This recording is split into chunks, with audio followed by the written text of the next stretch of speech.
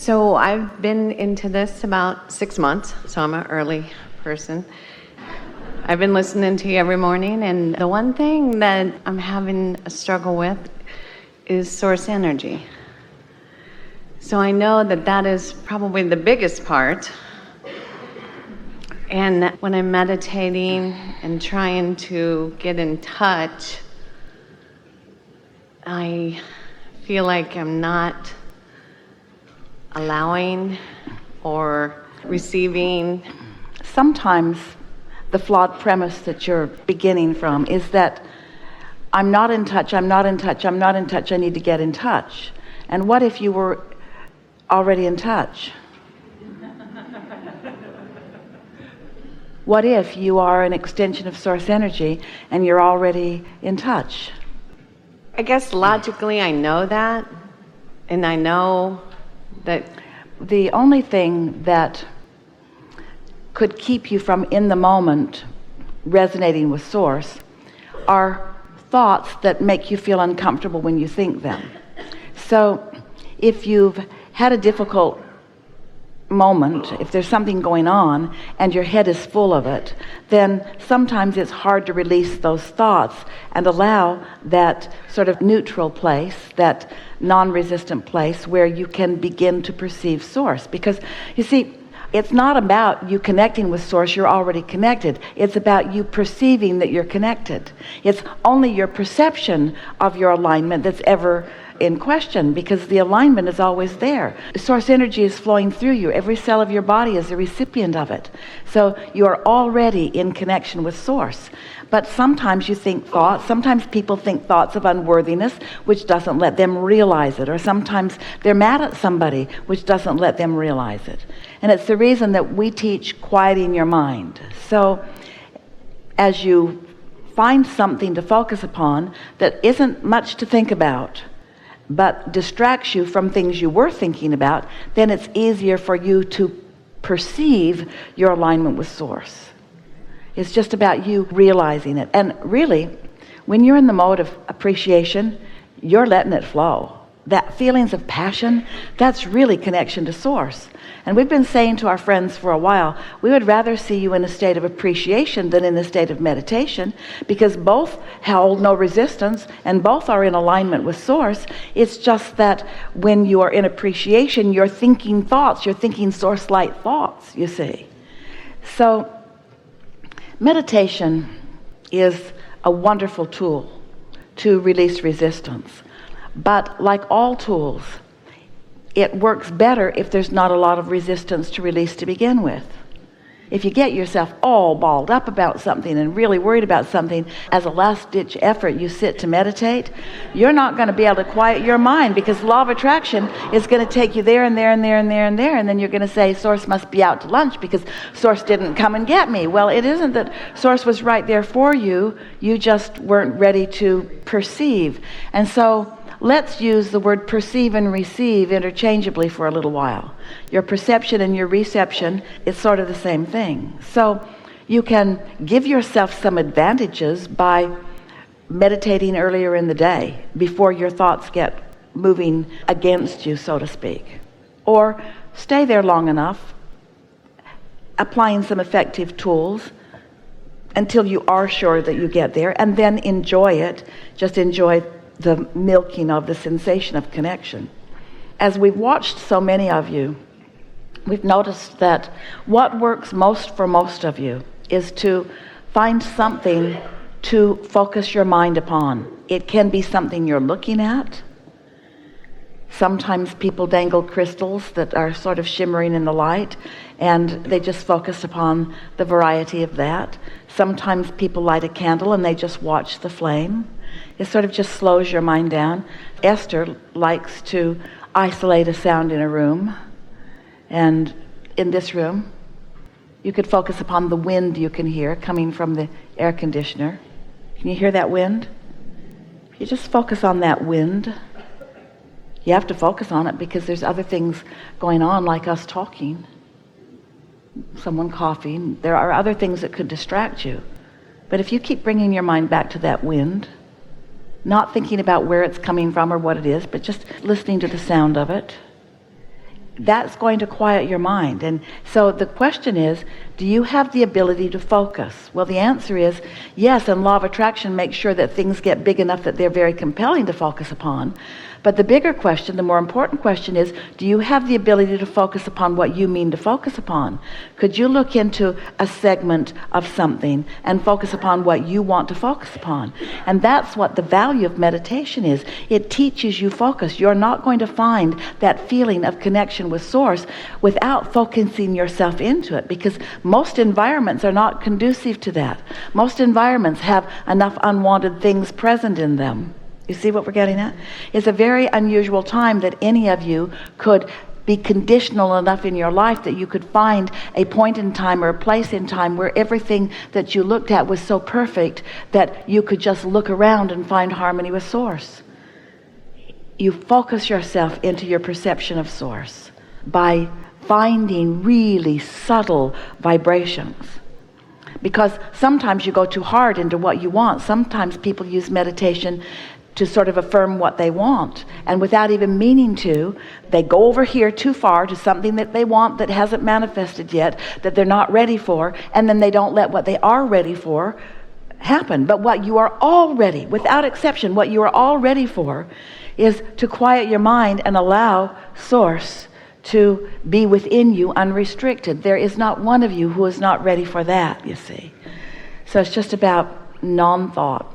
Esther started by counting her breaths, not even keeping count of them so much as noticing this one's out, this one's in, this one's out, this one's in. It's really boring. This one's out, this one's in. This one's out, this one's in. Still boring. This one's out, this one's in. But after a little while, this one was delicious, and this one was delicious, and this one was satisfying, and so was this one. And then she felt detached. And she knew she was detached because her whole body felt numb. Sort of in the chair but not in the chair. Touching the chair but not feeling the chair. A very clear distinction between her toe and her nose, but she couldn't tell it. Because she was only focused upon in and out, in and out. Not even about lungs, not even about air. In other words, after a little while, it was just all vague.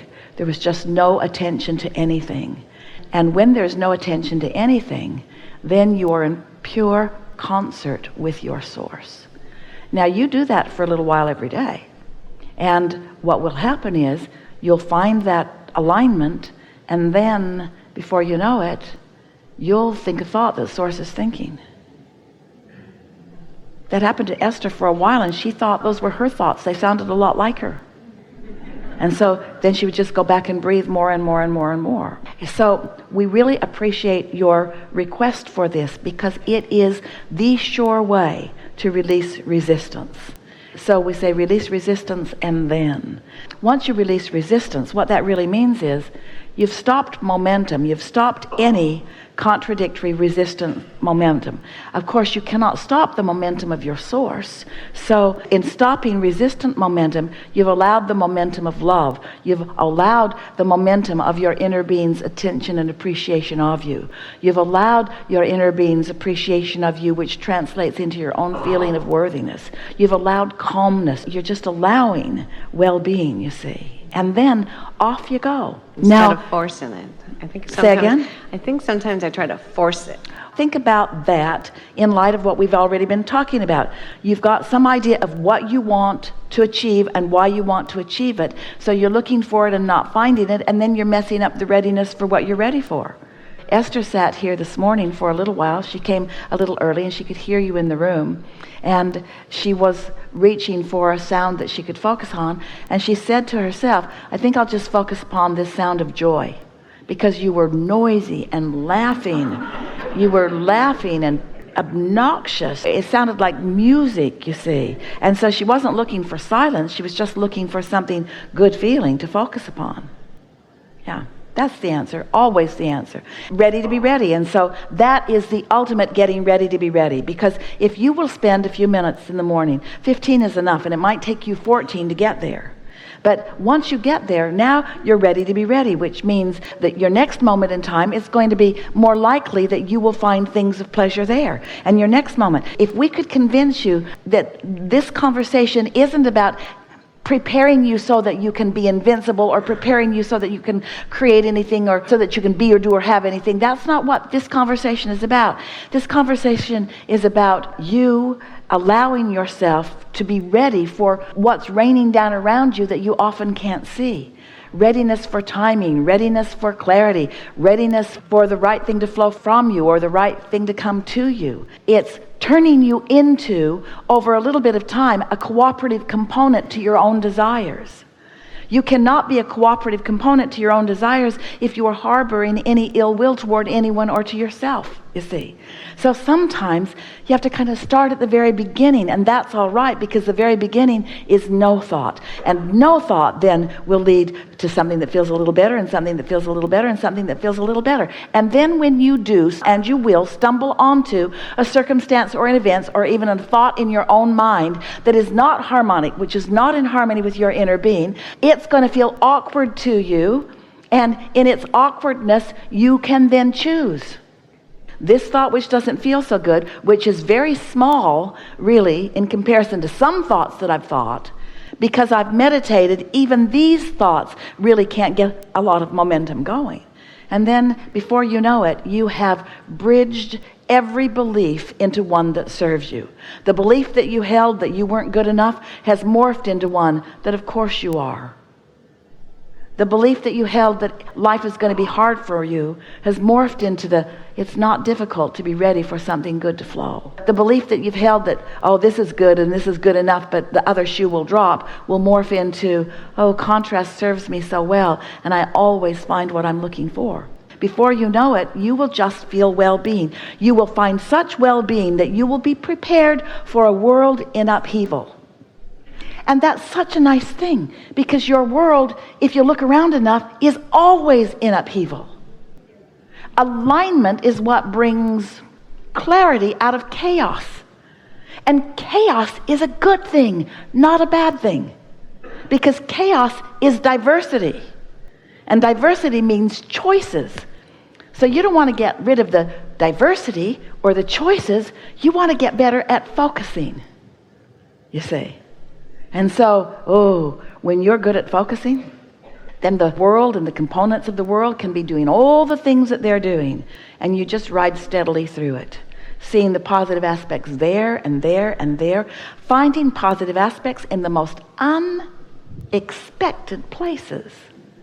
And then, the more consistent you are at it, the greater your connection, the steadier your connection, the more satellite dish-like you are beaming in the signal of well-being, so that others who haven't figured this out yet can be uplifted for a moment by your calm, by your clarity, by your acknowledgement of well-being, by your unwillingness to rant and rave and panic over whatever it is. You see, life is supposed to feel good for you. But these things are always true. You will never feel good if you don't have desires that you are allowing right now. You will never feel good holding a desire that you're not allowing. So how do you not disallow? By focusing on something that doesn't hold the negative framework. You are better in no thought than in trying to bring a negative thought to a positive thought. Helpful? Yes. We are appreciating this conversation about meditation. It's a really wonderful time for it. Watch how you feel when you move through a day after you have meditated for a little while. Watch how different your day is. Watch what you're ready for. Watch what you rendezvous with. Watch how you feel. And watch how in time, and we're not talking about a long time, we're talking about a matter of a few days, watch how powerful you begin to feel, how sure-footed you begin to feel, and then how eager you are to get out there where all kinds of things are, because you know you're steady. Okay. Yeah. I will. We know you will. Watch that. Thank you. We know you will.